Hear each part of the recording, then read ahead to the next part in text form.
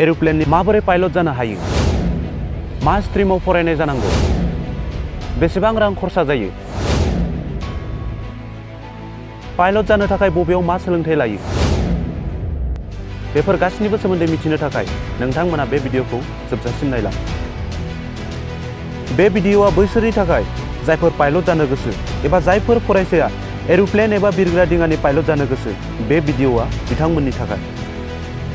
दिनै बे भिडिअनि गेजेरजों आं नोंथांमोननो फोरमायनो नाजागोन माबोरै बिरखं सालायगिरि एबा पाइलट जानो हायो, मा आनजाद होनांगौ, मा सोलोंथाइ लानांगौ, बेसेबां बैसोनि जानांगौ, बेसेबां रां खरसा जायो, बेफोरनि सोमोन्दै आं नोंथांमोननो फोरमायनो नाजागोन। नोंथांमोना भिडिअखौ जोबजासिम नायलां, लोगोसे बे चेनेलाव गोदानब्ला बड' एनालाइसिस चेनेलखौ साबस्क्राइब खालाम, जाहाथे फैबाय थानाय समाव गोदान भिडिअखौ थाब मोननो हायो।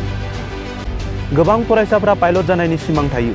पाइलटनि बेथन, पाइलटनि लाइफस्टाइल, समाजाव बिसोरनि मान सन्मानखौ नुनानै गोबां फरायसाफोरा बिरखं सालायगिरि एबा पाइलट जानो सानो एबा हास्थायो।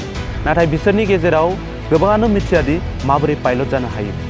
जायफोरनि नखरा गोरों गोराजों बुंफबनाय बिथांमोनाथ' मिथिगोन, नाथाय जोंनि समाजाव ओरैबायदि फरायसाफोरबो दं जायनो लामा दिन्थिग्रा, फोरमायग्रा रावबो गैया। बे भिडिअआ बिथांमोननि थाखाय। पाइलट जानो थाखाय बेसेबां थाखो फरायनांगौ, मा स्ट्रिमाव फरायनाय जानांगौ, बैसोआ बेसेबां जानांगौ, बेसेबां रां खरसा जायो, बेफोरखौ गोबाङानो मिथिया। पाइलट जानो लुबैनाय गोबां फरायसाफोरखौनो गोनो गोथोआव थानायखौ नुनो मोनो। बेनिखायनो दिनै बिथांमोननि गोनो गोथोखौ एसेब्लाबो होखारनो हागोन साननानै बे भिडिअखौ आं बानायनाय जादों। लोगोफोर, पाइलट जानो थाखाय गोबां गिदिर फरायनाय जानो नाङा। थाखो 12 एबा हायार सेकेन्डारि जोबथा आनजाद उथ्रिनाय जाब्लानो जायो। नाथाय साइन्स स्ट्रिमाव फरायनाय जानांगोन। थामहिनबा हायार सेकेन्डारियाव फिजिक्स, केमेस्ट्रि आरो मेथ्स आयदा लानानै फरायनाय जानांगौ।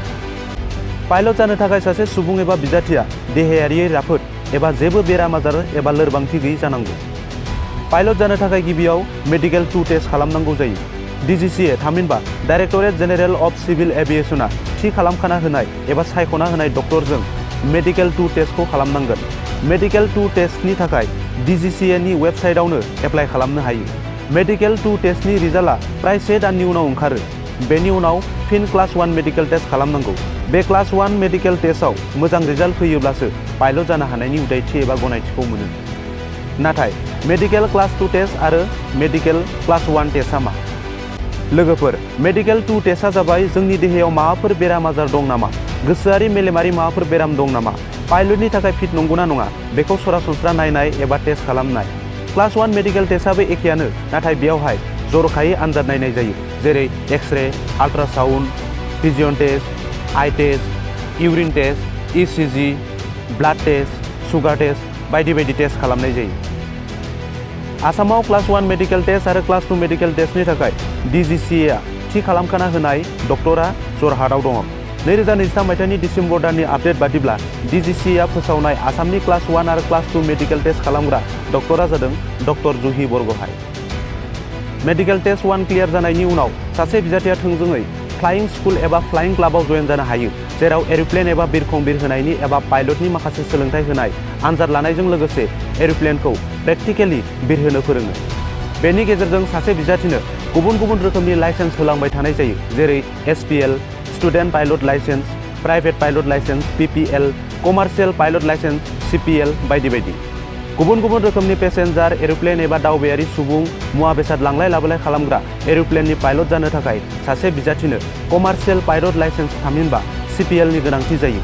CPL एबा कमार्शियेल पाइलट लाइसेन्स मोननो थाखाय सासे बिजाथिया DCGA खुंनाय CPL नि आनजादखौ उथ्रिनानै लोगोसे 200 घन्टा एर'प्लेन सालायनायनि एक्सपिरियेन्स एबा गियान थानो नांगौ। DGCA खुंनाय आनजादखौ उथ्रिनो हायोब्ला कमार्शियेल पाइलट लाइसेन्सखौ मोननो हायो। बेखौ मोननो हायोब्लानो गुबुन एर'प्लेननि पाइलट जानो हायो। कमार्शियेल पाइलट लाइसेन्स मोनखांनायनि उनाव सासे बिजाथिया गुबुन एर'प्लेन कम्पानि जेरै Air India, IndiGo', Air Asia, airline बायदियाव साख्रि मोननो हायो।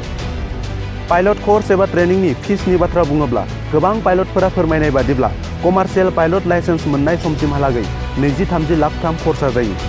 फसंथान लाना फसंथान फिसफोरा गुबुन जायो। नाथाय मोनसे बाथ्राखौ मिथिनायाबो गोनांदि पाइलटनि थाखाय सोलोंथाइ लानायाव जेरै खरसा जायो, बेबायदिनो बिथांमोननि बेथनाबो गोबां जायो। गोबां पाइलटफोरा गुबुन टिभि इन्टारभिउफोराव फोरमायनाय बादिब्ला बिथांमोना बोसोरफायाव 9 लाखनिफ्राय 11 लाख बेथन मोननो हायो। लोगोफोर, दिनैनि भिडिअआ बेखिनियानोसै। आं आसा खालामदों नोंथांमोना एसेब्लाबो बे भिडिअनि गेजेरजों बुजिनो हादों। 100आव 100% बुजिनो हायाखैब्लाबो 100आव 1%बाबो आंनि भिडिअनिफ्राय मिथिनो हादों। आं बेखौ आसा खालामदों। दिनैनि भिडिअआ बेखिनियानोसै। गोजोन्थों।